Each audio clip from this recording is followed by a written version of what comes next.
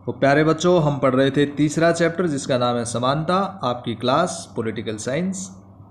आज हम उसी का अगला पार्ट कर रहे हैं। और अब तक हमने पढ़ा कि समानता क्या होती है, इसके अर्थ क्या होते हैं, इसकी विशेषताएं क्या हैं, समानता के विभिन्न प्रकार और आयाम कौन कौन से हैं, समानता के विभिन्न रूप कौन से हैं, समानता और स्वतंत्रता में क्या संबंध है। इसी के साथ हमने ये भी पढ़ा कि किस प्रकार से आर्थिक स्वतंत्रता और समानता में जो संबंध है वो क्या होता है। अब हम पढ़ेंगे समानता को हम कैसे बचा सकते हैं, या समानता को कैसे बढ़ावा दे सकते हैं, या समानता कैसे स्थापित की जा सकती है। समाज में समानता स्थापित करने के सर्वाधिक वांछनीय तरीके के बारे में अगर हम बात करें तो समाजवादियों और उदारवादियों के बीच एक मतभेद बना हुआ, मतभेद की चर्चा हो। तो ये एक बहस का विषय है, लेकिन फिर भी हम ये कह सकते हैं कि समाज में समानता लाने में जो तरीके कारगर सिद्ध हुए हैं, ऐसे तरीकों के बारे में हम अभी बात कर रहे हैं। सबसे पहला जो तरीका है वो है औपचारिक समानता की स्थापना। ये औपचारिक समानता क्या होती है? Formal equality. फॉर्मल इक्वेलिटी में हम यही बात लेकर आते हैं कि जो मुख्य रूप से असमानता है, लोगों के बीच में जो अंतर है संसाधनों को लेकर या समाज जनित जो अंतर है, उसको जितना कम किया जाए उसी को हम कहते हैं औपचारिक समानता की स्थापना। यानी कि समानता लाने की दिशा में पहला कदम होगा जब हम असमानता और विशेष अधिकार की औपचारिक व्यवस्था को समाप्त कर दें। ये औपचारिक व्यवस्था क्या थी विशेष अधिकारों की? जैसे मैंने आपको फ्रांस का एग्जाम्पल बताया था।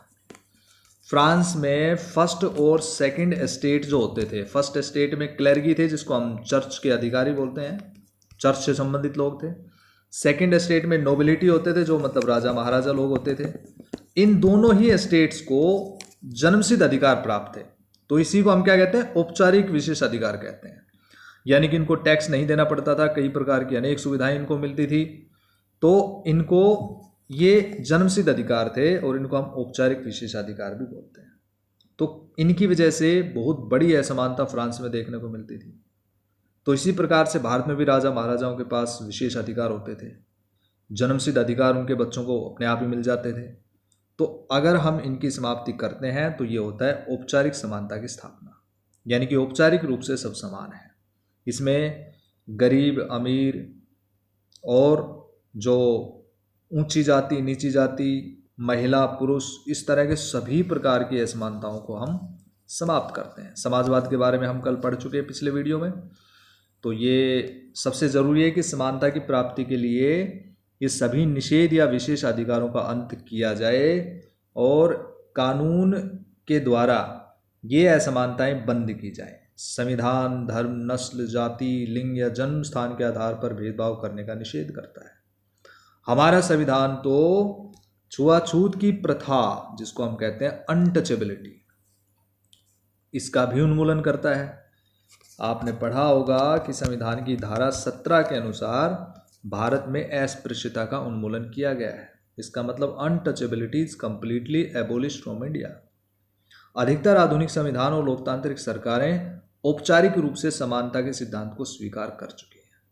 इस सिद्धांत को जाति, नस्ल, धर्म या लिंग पर ध्यान दिए बिना सभी नागरिकों को कानून के एक समान बर्ताव के रूप में समाहित किया गया है।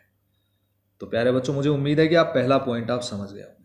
कानून द्वारा असमानता की समाप्ति, ये पहले पॉइंट में दे रखा है कि किस प्रकार से हम समानता को स्थापित कर सकते हैं, औपचारिक समानता को हम स्थापित कर सकते हैं। तो कैसे कर सकते हैं? कानून के द्वारा। कानून के द्वारा सभी नागरिकों के साथ अगर एक समान बर्ताव होगा तो आप समझ सकते हैं कि औपचारिक समानता की स्थापना हो जाएगी।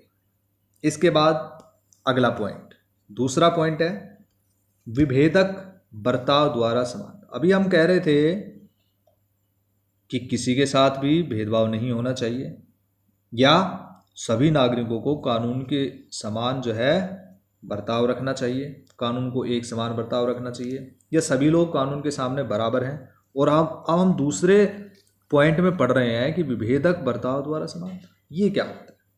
भेदभावपूर्ण बर्ताव है, जिसको हम डिस्क्रिमिनेटरी बिहेवियर बोलते हैं। इसका क्या मतलब होता है कि समानता स्थापित करने के लिए आप ध्यान से सुनेंगे इसको, कि समानता स्थापित करने के लिए असमानता पर आधारित व्यवस्थाओं को कानूनी रूप से प्रतिबंधित करना तो आवश्यक है, किंतु यह स्वयं में पर्याप्त नहीं है।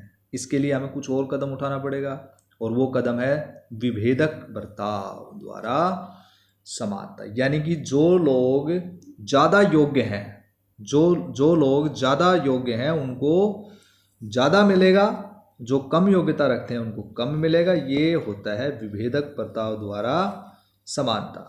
इसका अर्थ यह हुआ कि सुनिश्चित करने के लिए कि व्यक्ति समान अधिकारों का उपभोग कर सके, कुछ व्यक्तियों के साथ भेदभाव किया जा सकता है। उदाहरण के लिए रेलगाड़ी में सीटों के आरक्षण के लिए अगर हम बात करें, लाइन लगी हुई है तो उसमें वृद्ध लोगों के लिए अलग से खिड़की खोली जा सकती है। समझ रहे हैं? इसी प्रकार से सरकारी बसों में महिलाओं के लिए कुछ सीटें आरक्षित की जाती हैं, आप देखते भी होंगे, आपने देखा होगा।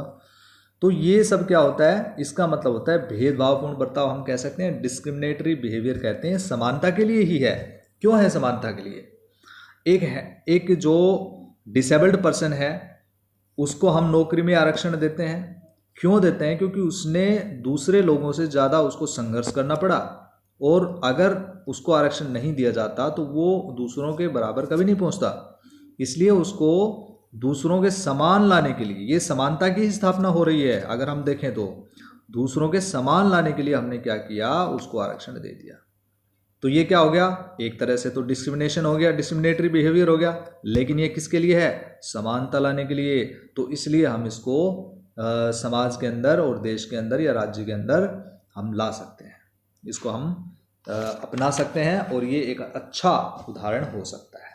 तीसरा और अंतिम तरीका है सकारात्मक कार्रवाई। ये सकारात्मक कार्रवाई क्या होती है? इसका मतलब ये होता है, सकारात्मक कार्रवाई जो है इस विचार पर आधारित है कि कानून द्वारा औपचारिक रूप से समानता स्थापित कर देना पर्याप्त नहीं है। अगर हम कानून बना दें कि भाई कानून के सामने सभी समान होंगे और कानून किसी के साथ भेदभाव नहीं करेगा, तो ये ही पर्याप्त नहीं है। क्या करना पड़ेगा? बल्कि असमानताओं को दूर करने के लिए सकारात्मक कार्रवाई की जानी चाहिए। और ये सकारात्मक कार्रवाई क्या होती है? जैसे हम नौकरियों में किसी को आरक्षण देते हैं, नौकरी या शिक्षा में आरक्षण देते हैं। इसी प्रकार से गरीब छात्रों के लिए छात्रवृत्ति, हॉस्टल जैसी सुविधाओं पर जो है उनको वरीयता के आधार पर खर्च करने से लेकर नौकरियों और शैक्षिक संस्थाओं में प्रवेश के लिए विशेष व्यवस्था करने तक नीतियां हो सकती हैं। ये क्या होता है? सकारात्मक नीतियां होती हैं, सकारात्मक कार्रवाई होती है। तो वंचित समुदायों के लिए हम ये सब कर सकते हैं। इसी तरह से शारीरिक रूप से पिछड़े हुए लोगों के लिए, सामाजिक या शैक्षणिक रूप से पिछड़े हुए लोगों के लिए सरकारी सेवाओं में हम आरक्षण दे सकते हैं। तो ये होती है सकारात्मक कार्रवाई। इसमें एक निश्चित समय अवधि तक चलने वाला तदर्थ उपाय इसको माना गया है। इसके पीछे ये मान्यता है कि विशेष बर्ताव इन समुदाय को वर्तमान जो वंचनाएं हैं उनसे उबरने में सक्षम बनाएगा, और फिर ये अन्य समुदायों से समानता के आधार पर प्रतिस्पर्धा कर सकेंगे। तो ये सकारात्मक कार्रवाई है जिसके आधार पर हम समानता की स्थापना कर सकते हैं। तो मुझे उम्मीद है कि आपको ये समझ में आ गया होगा। अगर ये क्वेश्चन आता है कि समानता की स्थापना हम कैसे कर सकते हैं या समानता को बढ़ावा कैसे दे सकते हैं, तो ये 3 हेडिंग बनाकर आपको इसको एक्सप्लेन करना पड़ेगा। आप इसको पढ़कर देखिएगा।